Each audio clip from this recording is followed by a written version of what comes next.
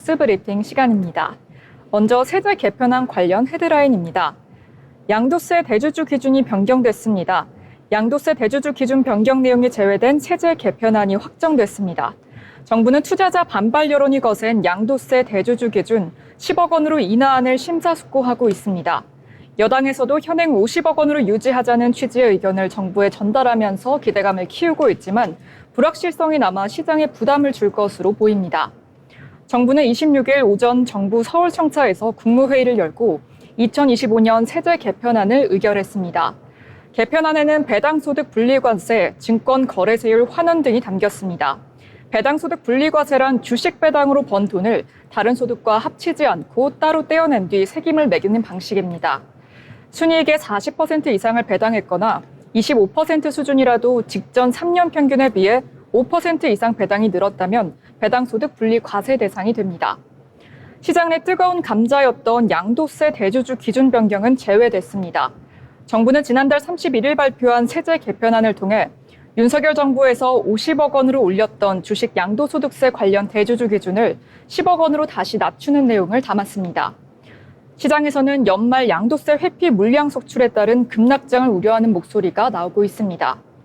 투자자들이 연말 대주주 지정을 회피하기 위해 12월 순매도세를 나타내는 경향이 반복되기 때문입니다.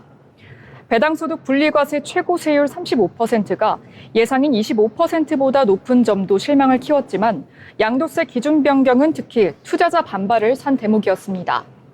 다음 소식 한미 정상회담 관련 뉴스입니다. 미국 백악관에서 현지 시간 25일 열린 이재명 대통령과 도널드 트럼프 미국 대통령의 한미 정상회담이 끝났습니다. 한미 정상회담 내용이 한국 증시에 미칠 영향에 대해 증권가는 우려보다 기대를 강조했습니다. 관세 협상도 그대로 유지되고 조선 에너지 등 산업협력에 대한 기대감을 높였기 때문입니다. 박상영 IM증권 연구원은 우려보다는 무난히 정상회담이 종료된 만큼 한미 간 통상 및 안보 이슈 등이 당장 한국 경제와 금융시장에 또 다른 악재로 작용하지 않을 것이라고 말했습니다.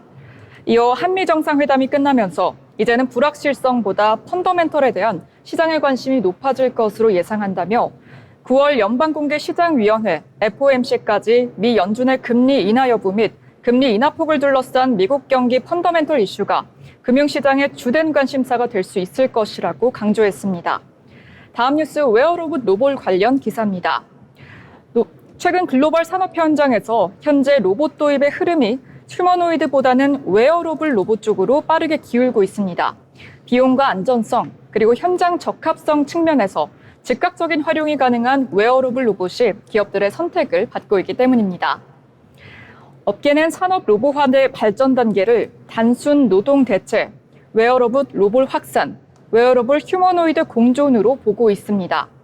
당장은 웨어로블 로봇이 가장 빠르게 현장에 자리 잡고 이후 휴머노이드가 제한된 공정에 시범적으로 투입되며 장기적으로는 그 기술이 보완적 관계를 이루면서 산업의 유연성을 높일 것이라는 전망입니다.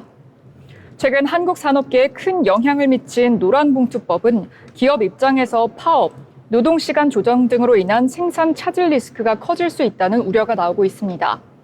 이에 웨어러블 로봇은 이러한 리스크를 보완할 수 있는 대안으로도 떠오르고 있는 것입니다. 기존 인력을 대체하지 않으면서도 생산성을 높일 수 있어 노동 환경 변화와 제도적 리스크를 완충하는 전략적 해법으로 주목받고 있습니다. 업계 한 관계자는 역설적으로 웨어러블 로봇이 지금보다 더 큰 기능 향상 시 노동자들의 요구사항으로 웨어러블 로봇 도입이 될 수도 있다는 전망까지 나오고 있다고 전했습니다. 다음 소식 알래스카 LNG 개발 협력 관련 뉴스입니다.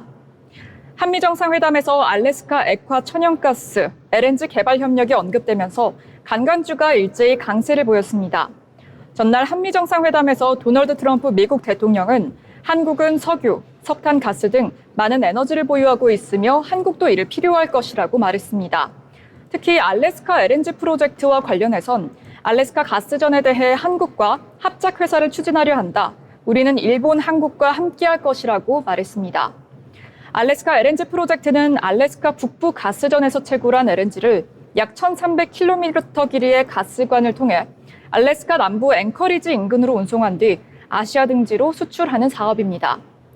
이 과정에서 강관, 운송선 등 인프라가 필수적인 만큼 관련 종목들이 수혜를 입을 것이란 기대감이 주가에 반영된 것으로 풀이됩니다. 앞서 한국 정부는 지난달 30일 타결된 관세 협상에서 미국으로부터 1,000억 달러 규모의 LNG 등 에너지 제품을 구매하기로 합의한 바 있습니다. 지금까지 뉴스 브리핑 전해드렸습니다.